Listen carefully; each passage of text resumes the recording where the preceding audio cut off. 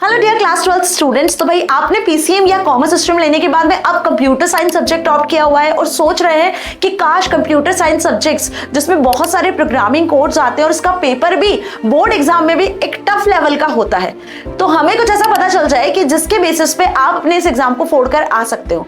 कुछ ऐसे इंपॉर्टेंट से टॉपिक्स जो आपकी हेल्प कर सकते हैं अपने 100% टारगेट को अचीव करने में, क्योंकि आपको पता है कि कंप्यूटर साइंस का जो सिलेबस है वो भी काफी ज्यादा वास्ट है। अगर यहाँ पे बात करूं मैं पाइथन प्रोग्रामिंग की, जिससे क्वेश्चंस बहुत ज्यादा पूछे जाते हैं और प्रैक्टिकल बेस्ड भी आते हैं, तो हमें सबसे ज्यादा प्रॉब्लम यही होती है। तो काश कुछ ऐसा मिल जाए जिससे आप अपने इस टारगेट को अचीव करो और अपने इस साल को जीत का साल बनाओ, जो कि आपकी लास्ट बोर्ड क्लास होने वाली है। तो बिल्कुल सही प्लेटफॉर्म पे आए हो। This is Barkha ma'am, your Aptech गुरु, जहां आपको 100% free of cost 9 to 12 ITIP AICS की एजुकेशन प्रोवाइड की जाती है। और आज का सेशन होने वाला है क्लास 12th के लिए, स्पेसिफिकली उन सारे बच्चों के लिए जिन्होंने CS ऑप्ट किया हुआ है, जो बहुत बेसब्री से इस सेशन का इंतजार कर रहे हैं। Class 12th computer science half yearly या मिड टर्म आपके एग्जाम्स हो रहे हैं या नहीं हो रहे हैं, बट ये वो सही समय है जिससे आप कम बैक कर सकते हो। अभी तक जितना भी टाइम गया, अगर आपने पढ़ा नहीं पढ़ा, बुक भी खोल के नहीं देखी है, डजंट मैटर, लेकिन अब सही समय और सही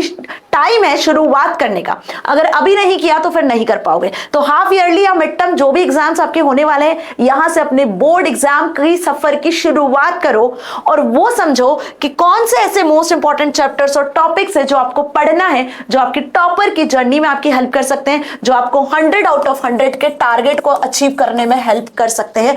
आज के सेशन में हम डिस्कस करेंगे। उससे पहले अगर मैं आपके सिलेबस की बात करूं तो आपको बहुत अच्छे से पता है कि क्लास 12th अपने आप में फाइनल बोर्ड क्लास है। इसके बाद आपका बोर्ड एग्जाम का सफर खत्म होगा, आप अपने कॉलेज की जर्नी में आगे बढ़ जाओगे। तो क्लास 12th में आपको पढ़ना क्या है, वो भी CS में। CS बुक कोड 083 में आपको टोटल पढ़नी है यहाँ पे 3 यूनिट्स। पहली यूनिट आपकी है यहाँ पर पाइथन प्रोग्रामिंग वाली, जिसको हम कहते हैं computational thinking and programming part 2, जहां से 40 से 45 नंबर के क्वेश्चंस आपसे आपकी फाइनल एग्जाम में, बोर्ड एग्जाम में पूछे जाएंगे, एज वेल एज आपकी मिड टर्म में भी पूछे जाएंगे।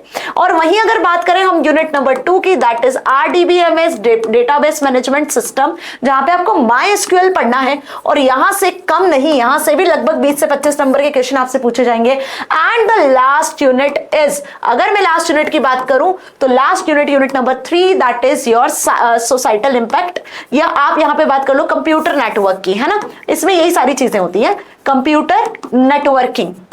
यहां से क्वेश्चन आपके 15 नंबर के बनेंगे। तो कुछ इस तरीके से मार्क्स डिस्ट्रीब्यूशन है क्लास 12th के CS के सिलेबस का। तो अब आपसे आपकी मिड टर्म में पूछा जा रहा है unit number 1, that is Python programming part 2, जहां अपने आप में ही बहुत सारे चैप्टर्स हैं, बहुत वास्ट सिलेबस है और यहीं से क्वेश्चंस अच्छे खासे बनते हैं। यहीं से MCQs भी बनेंगे, यहीं से आपके 2 नंबर के क्वेश्चन बनेंगे, 4 नंबर के क्वेश्चन बनेंगे, कॉम्पिटेंस लेवल के बनेंगे, और भी डिफरेंट टाइप के क्वेश्चंस आपके ज्यादातर यहीं से बनेंगे। तो आखिर यहां से पढ़ना क्या है, अब उस पर चलते हैं। तो 70 मार्क्स का आपका थ्योरी पेपर होगा, 30 का प्रैक्टिकल होगा, और यहीं से अब शुरुआत होगी आपके फाइनल बोर्ड एग्जाम की। ठीक है, तो ध्यान से समझना कि यूनिट नंबर 1 आपसे पूरी पूछी जा रही है आपके मिड टर्म एग्जाम में, जिसमें सबसे पहला चैप्टर आपका पाइथन रिवीजन 2 और 1 और 2 है, जो कि क्लास 11th का एज इट इज है। अगर क्लास 11th का आपने पाइथन वाला पार्ट नहीं पढ़ा है तो वो चैनल के लिंक में डिस्क्रिप्शन में दिया हुआ है, जाके देख लेना। पाइथन रिवीजन 2 और 1, 2 पूरा बहुत डिटेल में अच्छे से समझाया हुआ है, कर लेना। लेकिन जो कहानी शुरू होती है असल में, वो होती है आपकी फंक्शन से, working with functions. Working with functions में आखिर क्या पूछा जाएगा मैम, क्योंकि जब हम सुमिता अरोरा बुक खोल के देखते हैं, NCERT तो ठीक है, और उस बुक को जब खोल के देखते हैं तो समझ ही नहीं आ रहा होता कि क्या पढ़े, क्या इंपॉर्टेंट पार्ट है जिससे क्वेश्चंस बनेंगे। तो वो होगा आपका बिल्ट इन फंक्शन और यूजर डिफाइंड फंक्शन। इन दोनों में डिफरेंस भी आता है, दोनों होते क्या, इनके एग्जांपल्स बताओ, एज वेल एज यहां पूछे जाएंगे आपसे कि आप अगर यूजर डिफाइंड फंक्शन बनाते हो तो उसमें कौन कौन से पैरामीटर्स पास कर सकते हो, default parameter, positional parameter, keyword parameter, ये सारी चीजें। और दूसरा क्वेश्चन बनता है यहाँ पे स्कोप ऑफ वेरिएबल्स पर, लोकल और ग्लोबल वेरिएबल वाला क्वेश्चन 100% आता है। तो फंक्शंस वाले पार्ट से ये क्वेश्चंस बनते हैं, जैसे कि मैंने आपको यहां पर भी बता दिया कि functions with parameter, without parameter and types of parameter. अब बात करते हैं, वही देखो positional, default and keyword parameter लिखा हुआ है, scope of variables, local and global variables. Now come to the second chapter, that is what, exception handling. अगर अब मैं एक्सेप्शन हैंडलिंग की बात करूं तो ये वो चैप्टर है जहां से क्वेश्चन बेसिकली आपके फंक्शंस में भी बन सकता है, फाइल हैंडलिंग में भी बन सकता है। तो एक्सेप्शन हैंडलिंग का हमें सिर्फ कॉन्सेप्ट समझना है। यहां पे कोई क्वेश्चन आपसे थ्योरी नहीं पूछा जाएगा। एक्सेप्शन हैंडलिंग का क्वेश्चन आपसे पूछा जाएगा सिर्फ ट्राई, एक्सेप्ट, एल्स और फाइनली के लिए 4 चीज के अलावा यहां से कुछ नहीं आने वाला है। तो जो कोड आपको दिया जाएगा वो ट्राई और एक्सेप्ट में लिखा है, मतलब क्या है कि वो आपका फंक्शंस के अंदर भी हो सकता है, वो आपका फाइल हैंडलिंग भी हो सकता है, वो कोई नॉर्मल कोड भी हो सकता है। तो यहां जो समझना है सिर्फ और सिर्फ समझना है ट्राई और एक्सेप्ट, कि कैसे आप किसी भी एक्सेप्शन को हैंडल कर सकते हो with the help of all this statements.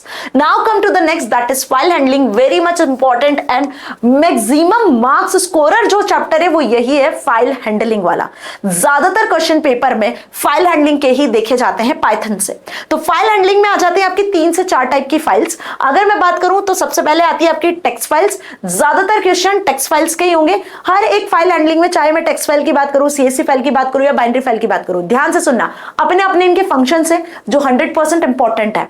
अगर टेक्स्ट फाइल की बात करें तो यहाँ पे open, read, write, read line function, write line function, close function, these are very much important और इसका कोड एज इट इज लिखने को आता है। वहीं अगर बात करें हम टेक्स्ट फाइल के मोड्स की, तो मोड वाला क्वेश्चन एक एमसीक्यू में हर साल पूछते हैं, like read write, append, read write plus, right W plus, ठीक है, और अपेंड प्लस। तो ये मोड्स क्या होते हैं, कैसे टेक्स्ट फाइल में हेल्प करते हैं, इसका क्या कोड होता है, इन फंक्शंस को कैसे यूज करना है, ये सब मैंने ऑलरेडी समझाया हुआ है। फाइल हैंडलिंग वाली 2 ही वीडियोस आई हैं और वो दोनों सॉलिड वीडियोस है, प्रैक्टिकल के साथ समझाई है। वहीं बात करूं टेक्स्ट फाइल के कुछ प्रोग्राम जो 100% एज इट इज पूछे जाने वाले हैं, वो टेक्स्ट फाइल के प्रोग्राम्स अच्छे से करके जाना। फाइल में रीड राइट कैसे करते हैं, फाइल में काउंट कैसे करते हैं कैरेक्टर्स को, किसी कैरेक्टर को रिप्लेस करना है तो रिप्लेस कैसे करते हो, वर्ड को कैसे काउंट करते हो, लाइंस को कैसे काउंट करते हो, कॉन्सोनेंट वोवेल को फाइंड आउट कैसे करना है, स्पेस कैसे देनी है, किसी डेटा को सर्च करना है टेक्स्ट फाइल्स में तो कैसे सर्च करना है। This all are the very much important programs जो एज इट इज आते हैं। ठीक है, बढ़ते हैं आगे बाइनरी फाइल्स की तरफ। तो बाइनरी फाइल का एक क्वेश्चन 110% फिक्स है जो हर साल आता है, that is pickle module. Pickle module को इंपोर्ट कैसे करना है, पिकल मॉड्यूल में रीड राइट करने के लिए फंक्शंस कौन से होते हैं, तो पिकल मॉड्यूल में डंप और लोड 2 टाइप के फंक्शंस होते हैं जो बाइनरी फाइल के लिए यूज किए जाते हैं। बाइनरी फाइल में जो फाइल मोड होता है वो WB, RB, AB इस तरीके से यूज होता है, तो ये चीज हमें ध्यान रखनी है। वही बात करें बाइनरी फाइल के कौन कौन से इंपॉर्टेंट प्रोग्राम्स आ सकते हैं मैम, तो याद रखो यहाँ पे बाइनरी फाइल को क्रिएट करना, सेम बाइनरी फाइल में रीड राइट कैसे करना है, बाइनरी फाइल में किसी रिकॉर्ड को सर्च कैसे करना है, अगर कोई नया रिकॉर्ड आपको अपेंड करना है एग्जिस्टिंग फाइल में तो अपेंड कैसे करोगे, अपडेट कैसे करोगे। ये कुछ प्रोग्राम है जो सॉलिड प्रोग्राम्स है जो हर साल आते हैं पेपर में, तो बस इसको अच्छे से कर लेना। वहीं अगर बात करें सीएसवी फाइल की, तो सीएसवी का भी एक 4 नंबर का क्वेश्चन फिक्स है, बाइनरी फाइल का एक 4 नंबर का क्वेश्चन फिक्स है, 3 और 4 नंबर में जो आएगा ही आएगा। सीएसवी मॉड्यूल इंपोर्ट कैसे करते हैं, सीएसवी मॉड्यूल में रीडर राइटर फंक्शन को कैसे यूज करते हैं, यहां पर राइटर और राइटरोस फंक्शन का क्या काम है, सीएसवी फाइल का फुल फॉर्म क्या होता है, that is comma separated values. इसमें भी वही सेम चीजें जो आपने बाइनरी फाइल में देखी कि सीएसवी फाइल क्रिएट कैसे करना है, रीड कैसे करना है, राइट कैसे करना है, सर्च कैसे करना है किसी रो को, तो these all are the programs जो कि बाइनरी और सीएसवी फाइल से पूछे जाते हैं। ठीक है, अब यहां पर 2 और इंपॉर्टेंट से फंक्शंस होते हैं जो हमेशा पूछे जाते हैं, जिसमें डिफरेंस आता है, जिसके कोड बेस्ड क्वेश्चन में पूछ सकते हैं, that is tell and seek function. तो टेल और सीक फंक्शन ये फाइल पॉइंटर मतलब टेक्स्ट फाइल में यूज होने वाले फंक्शन, इसको अच्छे से करना। Come to the next, that is data structure. अब डेटा स्ट्रक्चर में स्टैक है, क्यू है, लिंक लिस्ट है, ट्री है, बहुत सारा है मैडम, बहुत बड़ा है डेटा स्ट्रक्चर। लेकिन सीबीएसई ने आपको एक यहां पे रिलैक्सेशन दिया हुआ है कि आपसे डेटा स्ट्रक्चर से सिर्फ और सिर्फ स्टैक एंड इट्स इंप्लीमेंटेशन पूछा जाएगा और इसके बाहर कुछ नहीं पूछा जाएगा।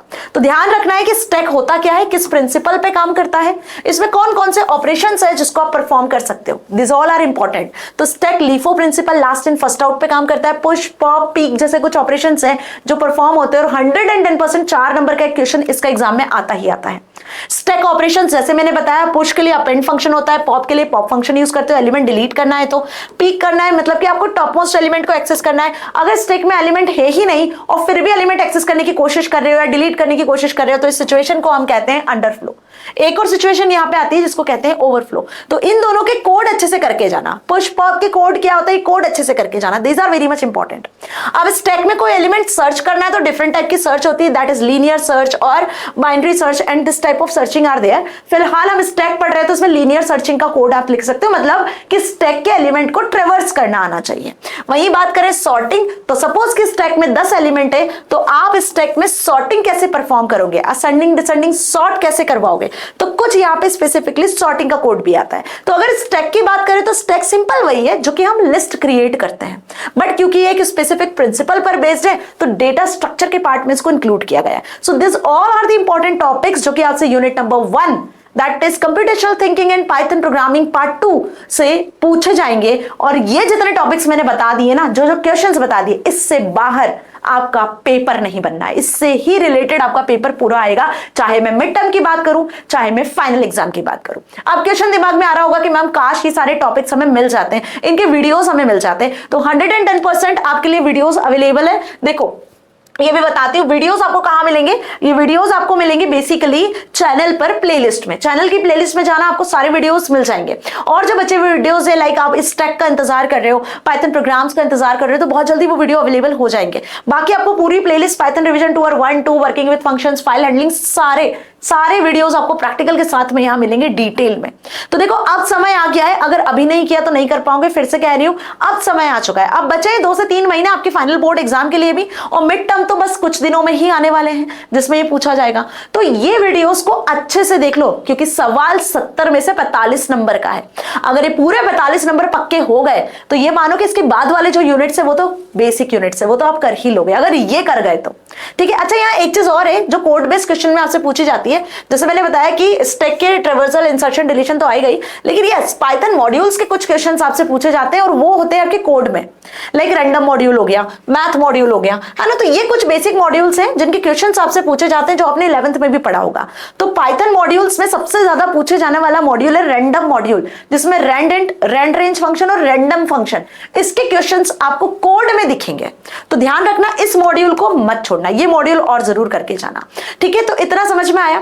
अब आप सोच रहे हो कि मैम इसके क्वेश्चंस भी बता दो और आप इसके प्रोग्राम्स भी बता दो, what about mid term marathon. तो 100% आपकी मैराथन भी रेडी है आपकी बरखा मैम की तरफ से। मिलेंगे हम 5 सितंबर को, यानी कि टीचर्स डे वाले दिन, क्लास 12 CS वालों के हाफ ईयरली और मिड टर्म मैराथन्स के साथ में, जिसमें यूनिट नंबर 1 को पूरा खत्म करेंगे। याद रखना ये आपके लाइफ का वो मैराथन होगा जिसके बेसिस पे आप अपने बोर्ड एग्जाम के 45 नंबर को पक्के कर रहे होंगे। 70 में से 45 मार्क्स आपके इस मैराथन से 100% पक्के हो जाने हैं। अगर ये मैराथन देख लिया, सारे वीडियो लेक्चर्स देखकर आओगे तो एकदम मजा आ जाने वाला है। तो यूनिट 1 के जितने वीडियोस है सारे देख लेना, ताकि मैराथन में एक एक क्वेश्चन को खुद से सॉल्व करके आओगे और 100 आउट ऑफ 100 के हमारे टारगेट को अचीव करोगे। सो get ready children, class 12th half yearly marathon CS link description में लग चुका है। 5 सितंबर होने वाला है आपका यह मैराथन। तैयार हो जाना, चैनल सब्सक्राइब नहीं किया है तो कर लेना, क्योंकि अब आपकी बरखा मैम मिलेगी आपसे कहां पर, इसी लाइव मैराथन में। और बहुत जल्दी जो बचे हुए वीडियोस है वो भी चैनल पर आ जाएंगे, so don't panic about that. Stay tuned and all the very best for your exam.